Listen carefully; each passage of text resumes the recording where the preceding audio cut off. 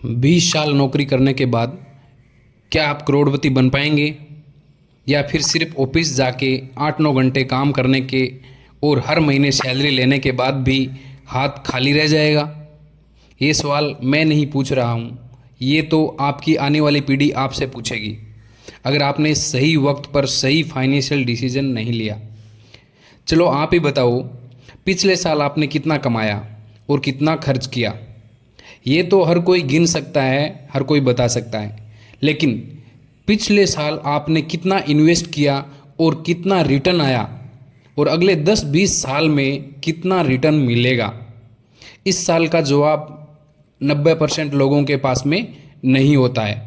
क्योंकि हमारे देश में भी फाइनेंशियल एजुकेशन की बहुत कमी है, और आज इसी वजह से मिडिल क्लास लोग अपना फाइनेंशियल फ्यूचर सिक्योर नहीं कर पाते। तो चलिए आज मैं आपको 3 दोस्तों की कहानी सुनाता हूँ, कार्तिक, रमन और मोहित की। तीनों ने एक ही कॉलेज से ग्रेजुएशन किया और एक ही कंपनी में नौकरी लगी, और तीनों की सैलरी भी लगभग बराबर ही थी। लेकिन 20 साल बाद इन तीनों का फाइनेंशियल स्टेटस बिल्कुल अलग था। क्यों? क्योंकि तीनों ने अलग अलग इन्वेस्टमेंट का तरीका चुना। मोहित ने लमसम इन्वेस्टमेंट का रास्ता चुना, कार्तिक ने नॉर्मल एसआईपी और रमन ने मॉडिफाइड एसआईपी। मोहित को दादाजी से 10 लाख रुपए विरासत में मिले थे, तो उसने सन 2001 में पूरे पैसे निफ्टी 50 इंडेक्स फंड में लमसम डाल दिए। 5 साल बाद उसके 10 लाख रुपए बढ़कर 18 लाख हो गए, और वो खुश हो रहा था। अपने दोस्तों से कहने लगा, आप भी यही तरीका अपनाओ। लेकिन 2008 आया, the great financial crisis. Market गिर गई। मोहित डर गया और उसने सारी इन्वेस्टमेंट निकाल ली। उसका सबसे अच्छा डिसीजन उसकी ज़िंदगी का सबसे बड़ा गलती में कन्वर्ट हो गया। कार्तिक अलग था। उसने डिसिप्लिन फॉलो किया। हर महीने सैलरी से 5,000 रुपये निफ्टी 50 इंडेक्स फंड में लगाता रहा। मार्केट कभी ऊपर गया, कभी नीचे आया, पर उसने अपनी स्ट्रेटजी नहीं बदली।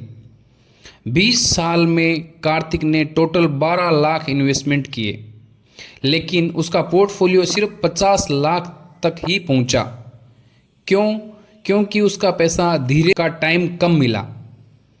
रमन ने तीसरा रास्ता चुना, मॉडिफाइड एसआईपी। उसका फंडा सिंपल था, मार्केट नीचे ज़्यादा इन्वेस्टमेंट, मार्केट ऊपर कम इन्वेस्टमेंट।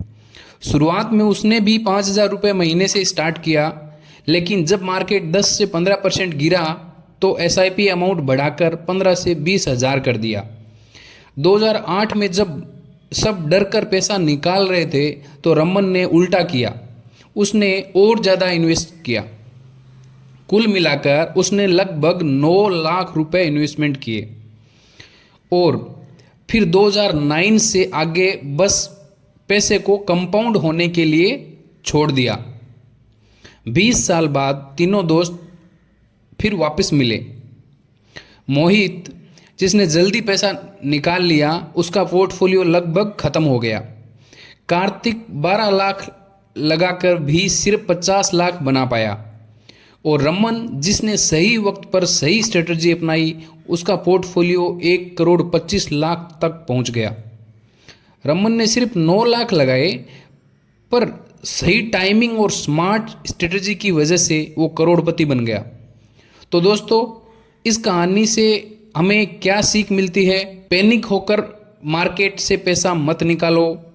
नॉर्मल एसआईपी अच्छी है, पर स्ट्रेटजी को टाइमिंग के हिसाब से वो मॉडिफाइड एसआईपी ज़्यादा बेहतर है। और सबसे ज़रूरी, पैसा को टाइम दो, कंपाउंडिंग अपना जादू ज़रूर दिखाएगी। अब आप बताइए, अगर आपके सामने ये 3 रास्ते हो, लमसम, नॉर्मल एसआईपी और मॉडिफाइड एसआईपी, तो आप कौन सा रास्ता चुनेंगे? कमेंट में ज़रूर लिखिए। और अगर ये वीडियो आपको पसंद आया तो लाइक कीजिए, शेयर कीजिए और सब्सक्राइब करना मत भूलिए। मिलते हैं अगले वीडियो में ऐसे ही नए टॉपिक के साथ। तब तक के लिए जय हिंद।